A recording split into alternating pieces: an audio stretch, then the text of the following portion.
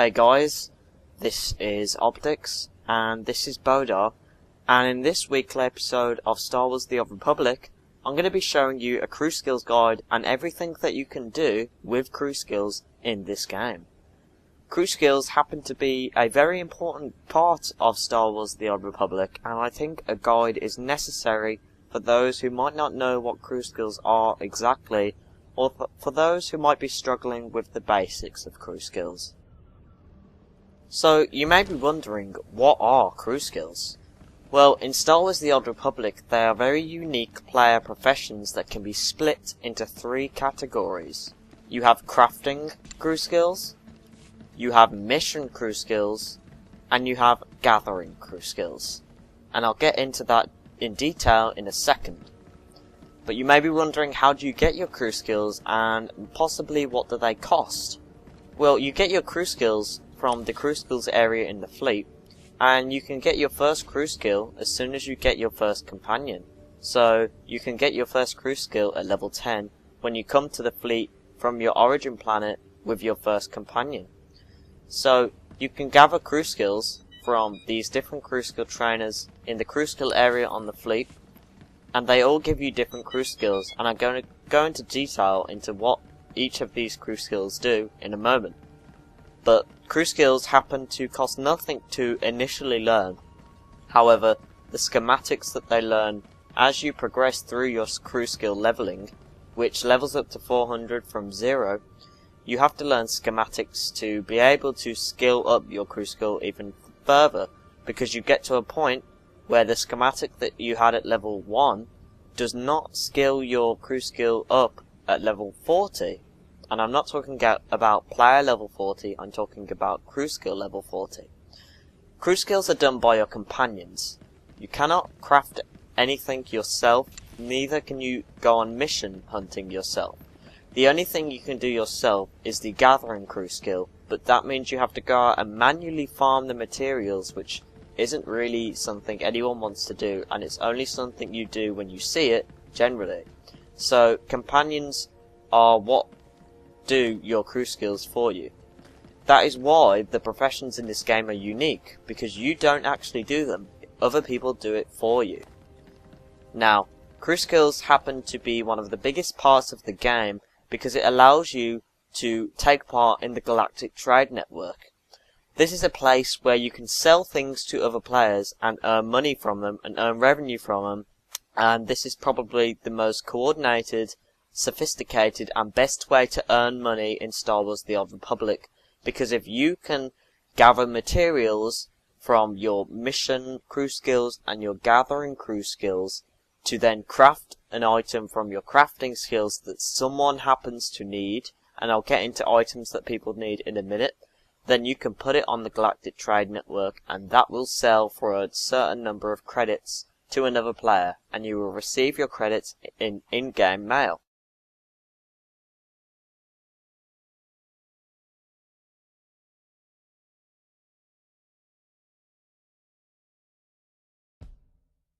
Let's get into the gathering crew skills. We've got archaeology. This gathers power crystals, colour crystals and artifact fragments for the crafting skills of artifice and synth weaving. We've got scavenging. This gathers scavenge compounds, scavenge metals and flux for the crafting skills of armor mech, cybertech and arms tech. We have slicing, a slightly different gathering skill for it gathers schematics, lockboxes, mission discoveries and sliced tech parts. This goes with everything. We have bioanalysis. This gathers biochemical compounds and biochemical supplies for the crafting skill of biochemistry. Now let's get into the mission crew skills.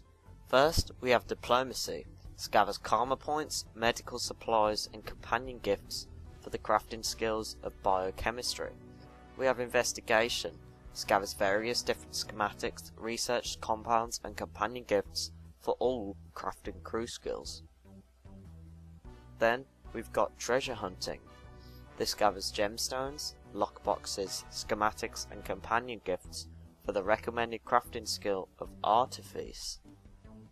Then finally we have underworld trading. This gathers underworld metals, schematics, luxury fabrics, and companion gifts for the recommended crafting skills of armor tech, cyber tech, and synth weaving. Now for the crafting skills. First, we have armor mech. This crafts augments for aim, cunning, endurance, and absorption rating, and it also crafts armor for non-force users, that's smugglers, troopers, imperial agents, and bounty hunters. This uses scavenging. After that, we have arms tech. This crafts augments for endurance, surge, critical hit power, accuracy, and normal power. This crafts for all non-force user weapons, weapon barrels, and as well as tech staffs, tech blades, and electro staffs. This also uses the gathering skill of scavenging. After that, we have Artifice. Artifice crafts lightsabers for force users, lightsaber modifications, and offhand equipment, and this uses archaeology. We've got biochemistry. This crafts medpacks, inconsumable medpacks, stims, inconsumable stims, and implants. This uses the gathering skill of bioanalysis. After that, we've got cybertech. This crafts speeders, armoring, earpieces, modifications, bombs, droid parts, ship modifications, and gadgets. This uses the gathering skill of scavenging. Finally, we have synth weaving. This crafts augments for strength, willpower, defense, alacrity, and presence, and then it crafts force user armor. Jedi Knights, Sith Warriors, and Jedi Conchers, as well as Sith Inquisitors, should be having Artifice or synth weaving, biochemistry, or cybertech. Smugglers, Imperial agents, troopers, and bounty hunters should be having arms tech, armor mech, biochemistry, or cybertech. Now that we've done crew skills, I'm going to be talking about something that is a little bit more harder to understand, and something that a lot of people don't understand the full capability of. Reverse engineering is the process of deconstructing an item, destroying an item, receiving materials from it, and learning the schematic for a better version of that item. Now, as most of you level 50s know, you have 4 versions of an item. You have premium items. These are items with a green name. You have prototype items. These are items that have a blue name. And you have artifact items. These are items that have a purple name. Artifact is the top of the order and premium being the bottom. And then you have custom items, which is the items that have an orange name. You cannot get any kind of research from reverse engineering a custom item because you can't get any further research from that. However, if you reverse engineer a premium item, there is a 20% chance that you will get a prototype schematic of that same item. So what this means is that you have to craft an item yourself. I'll take an example. Biochemistry. I get a medpack schematic from my trainer. It's a premium medpack. I make this premium medpack, and then I decide that I want to get a better version of this medpack so that I can sell it, or so that it's more useful to me. I make lots of premium medpacks because there's only a 20% chance that it will turn into a prototype, and then I reverse engineer all of them, or I reverse engineer these premium medpacks until I get a prototype schematic of that same medpack. Then, with that prototype schematic, I learn it.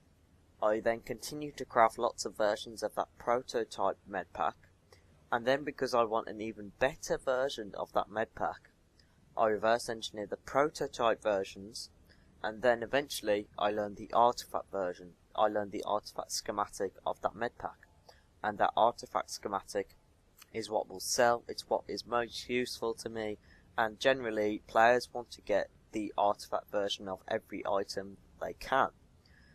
This is a very useful thing, and lots of people don't understand its use, but it's for getting further progression with certain items that you have.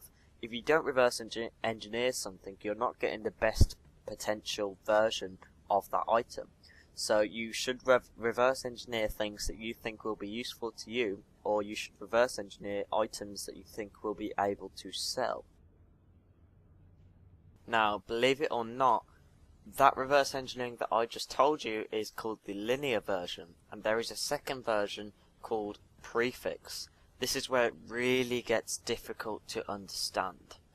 So let's just say I take a med pack from my biochemistry trainer, a premium med pack, and I reverse engineer it to get a prototype med pack. And I told you that a minute ago. This Prefix version of reverse engineering, it still falls into the same category as linear reverse engineering. It still goes from premium to prototype to artifact. But when, let's say, I reverse engineer a blaster pistol that's premium, and eventually I'll get the prototype version of that blaster pistol, but there are different outcomes of what it will do for me, what that blaster pistol will do for me. Now, I'm not going to go into too much detail because it will confuse people a lot, but the prototype is the tier 1 and artifact is tier 2. Now, with tier 1 prototype, there is a chance that you are either going to get a critical reverse engineer, an overkill reverse engineer, or a redoubt reverse engineer. The critical, obviously, will give the blaster pistol increased critical hit chance. The overkill will give that blaster pistol increased damage. The redoubt will give that blaster pistol more defense. And you don't know which version the blaster pistol is going to go into. It's completely random whether it's going to be overkill, critical, or redoubt. And if you don't get the right one, then you have to reverse engineer more of them. It's very up to luck and chance whether you'll get whichever one you want out of overkill, critical, and redoubt, and it's just completely up to chance. But the reason why this is confusing is because when you get that item, you can then reverse engineer that again, and it goes into the tier 2, which is artifact. And I'm not going to go through all of these, guys, because it is incredibly confusing, too hard for you to understand. But all I'm going to say is that, say if you got an item that had critical hit chance, and you got a premium item, you reversed engineered it, and it turned out to be a blaster pistol with increased crit, so it was a critical blaster pistol. Then you take that critical blaster pistol, because it's a prototype, it's a tier 1, you reverse engineer that until you get the tier 2 version, and then you get combinations. You get combinations of different stats, and because this is critical, there is a chance that I will get, say, I'm just going to go through the critical ones. There's a chance I'll get a critical blaster pistol with accuracy. I'll get a critical blaster pistol with alacrity. I'll get a critical blaster pistol with presence, a critical blaster pistol with extra shield chance, or a critical blaster pistol with surge. And I'll put the list in the description, like the detailed list, but for now, you just need to experiment a bit, and all I'm going to say is that if you get, like I just said, if you get a critical prototype item, for an example, and then you reverse engineer that prototype item into a tier 2, then there's a chance that it will be combined with another stat. So you're going to have a critical blaster pistol, but it will be combined with something else when you reverse engineer it to get the artifact, so that it increases 2 stats, not just 1. And that's all I have to say. I hope it wasn't too hard for you to understand that reverse engineering concept.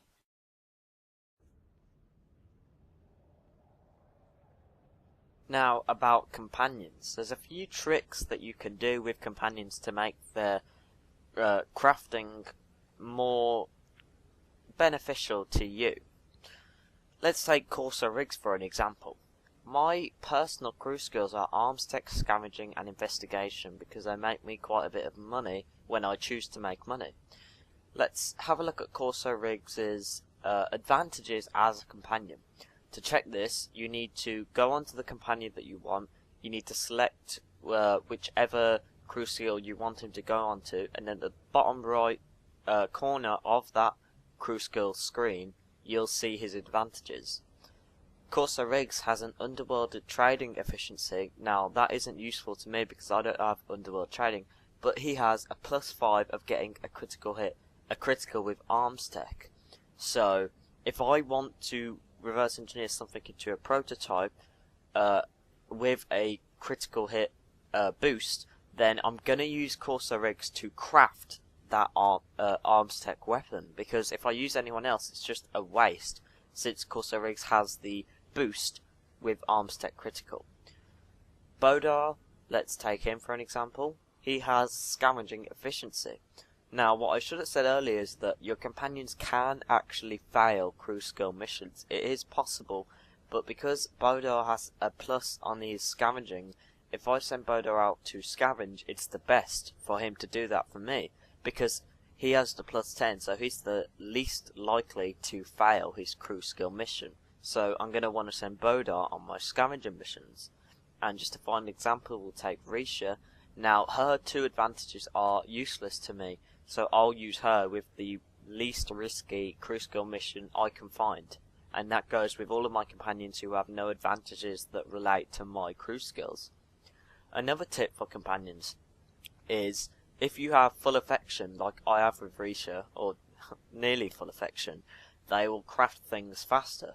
So if you get full affection with all of your companions, you're going to be crafting things quite a bit faster, and it's just going to be more useful to you. So that's a reason for you to get full affection with all of your companions. Now that I've talked a little bit about crew skills and reverse engineering and companions, I'm going to be talking about the GTN, the Galactic Trade Network. The Galactic Trade Network has enough footage and clips that I could do about it, and I could make an entire video about this, which I probably will in the near future. So I'm just going to go over the Galactic Trade Network briefly and what sells the most on my server, and it's probably the same with most servers. So the Galactic Trade Network, it's a bit of a annoying interface because you have to fill in lots of things to be able to search for something. But as you can see here, my arms tech, the reason why I took arms tech is because I can actually make quite a lot of money from just the augments that I can create. Now you'll see that I have an advanced overkill augment, and that started from the overkill augment, this here, and then I reverse engineered into the next prototype overkill augment, and I reverse engineered that until I got the artifact overkill augment. Now I don't recommend you trying to sell anything below artifact on the Galactic Trade Network, because it's not what people are looking for, it's not what people are willing to spend money upon. So you definitely want to be selling the artifact version and not anything else. When you've say, I'm just gonna, for an example, I'm gonna get the overkill augment, so I'm gonna put in the advanced overkill augment 22. I've got the category as item modification, subcategory as augment, and then I'm ready to search. Make sure the required level is 49 to 50, as they are actually the level requirement on these is 49 and not 50 for some reason. But then we search, and then you'll see the minimum price is 65,000 credits. Now, if I put it on, if I put my advanced overkill augment on for 60,000, so I undercut this person by a little bit of money, then somebody's probably going to buy mine, because people are obviously looking for the lowest price of augment. So I don't want to go too far down, because if I put my augment at a really low price, then that's going to bring the price and the revenue of these items down. If I put my item at, let's say, 30,000 credits, it's just going to bring the price down for all of them, because somebody else is going to come along wanting to sell their augment, and they're going to put it down to 27,000, and that's just, I by myself have brought down the entire price of these augments, and that's not what you want to do. You want to undercut these guys as much and as least as possible, but not too less. Like, you don't want to undercut them by 1 credit, because that's just a bit stupid.